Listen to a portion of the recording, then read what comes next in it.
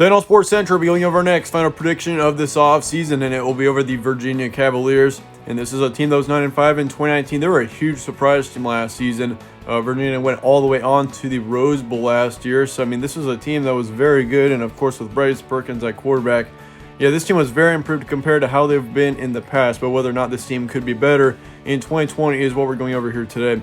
We're also going to be going over your returning production along with a full preview and prediction on every game on Virginia's schedule heading into the 2020 season. With that, let's look at your season trends from 2019 for this team. Once again, Virginia was 9-5 overall last year. They were 5-3 between September and October, then they were 4-2 between November and the postseason. So, yeah, this is a team that certainly, I mean, all season long they were very good. They had several really good wins down the stretch. Of course, they beat Pittsburgh in Week 1, 30-14, and yeah, don't forget, Pittsburgh really was not all that terrible of a team this season. Plus, that was on the road, so that was a good win there for Virginia. And they also beat Duke 48-14, beat North Carolina on the road 38-31. And let me remind you, North Carolina last season was definitely a team that was on the rise. They had a good season, and I mean, yeah, certainly, I mean, North Carolina is looking very good heading into 2020 as well. But yeah, that was a good win in the end, 38-31 for Virginia. They also beat Virginia Tech 39-30, and Virginia Tech's been a team that Virginia's had problems with in the past for sure. And so that was a huge win for Virginia to be able to get the win there. And I mean, considering Virginia Tech too, at that point in the season was playing their best ball all season long. That was a very good win for Virginia at on November 29th there. And of course, Virginia Tech looking into next season is another team that I definitely think should be a huge improvement. I mean, they're kind of the same boat as North Carolina in that factor, where I think they could definitely put up a 9-10 win season possibly next year. As far as the returning production looks, of course, you lose your starting quarterback in Bryce Perkins, which that's going to be a big loss. Of course, he had 3,500 yards with 22 touchdowns and 12 interceptions last season. He also had a 64% completion rate. So overall, he was a big player for this team. And considering, I mean, Virginia going into 2019 did not have a whole lot of talent around him, he was able to make a great season out of it. And so, yeah, for Bryce Perkins, that's going to be a tough loss for this team in general.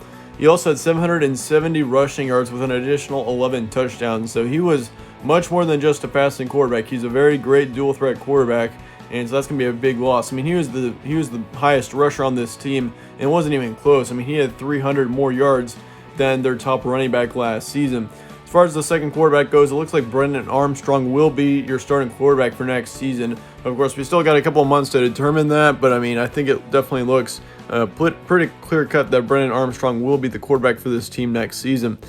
As far as the running back core looks, of course, you return your top running back in Wayne Telapapa, and of course, he had 500 yards with 12 touchdowns last season. So yeah, he managed to put up a pretty good season as well. I mean, that's nothing really in comparison to what Bryce Perkins had last season as a rushing quarterback, but still, I'm sure he's going to get a lot more action going into next season, especially if Brennan Armstrong is not much of a rushing team next season. And of course, I mean, if you look at the wide receiver core, the thing is with this wide receiver core that does concern me is that they do lose their top receiver in Hasai's Du Bois, which that's going to be a big loss. I mean, if you look at him last season, he was a huge player for this team, as he put up over 1,000 yards, nearly 1,100 yards last season for him. And yeah, I mean, he was also able to put up 6 touchdowns. So yeah, he was a big part of this team. And considering, I mean, he was a very underrated wide receiver as well. I mean, not really anyone was ever talking about him. Like this was actually the first time I've heard his name was this off season, previewing Virginia, and so that was a big surprise for me. I mean, he's a great wide receiver, and that's going to be a tough loss for Virginia in general. As far as the second wide receiver goes, Terrell Gianna will be returning to this team next season, and that's going to be a big return. He's very likely going to be a big breakout receiver next season, as he had 880 yards with 3 touchdowns last season. So, yeah, he was a big receiver for this team as well. They do lose our third receiver in Joe Reed, though, so that is kind of a bit of a downside for this team as well, as he had 700 yards with 7 touchdowns too. So, yeah, this receiving core also takes a couple of big hits. So, I mean, for Brennan Armstrong next season, that just makes it all that much tougher for him to be able to succeed. As far as their tight end Tanner Cowley is, I mean, he's not going to be with this team next season as well, as he had just over 300 yards and a touchdown.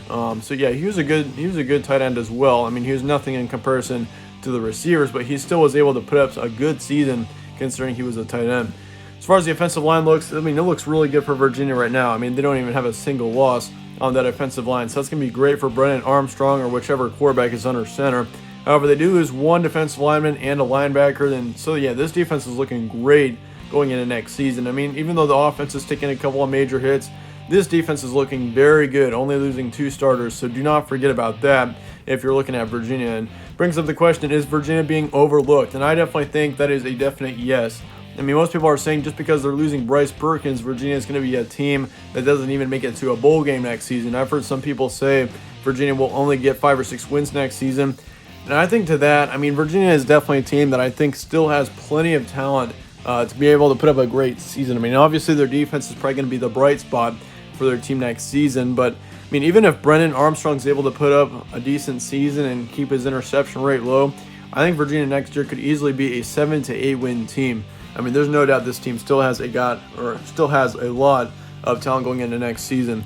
As far as their schedule looks, of course, they start off the season with a very tough game against Georgia, and that's going to be a very tough one there. The good thing is you do have them in a neutral location, so you don't actually have to play in Athens, but that's still going to be a very tough loss, or a very tough game for Virginia in general there against Georgia.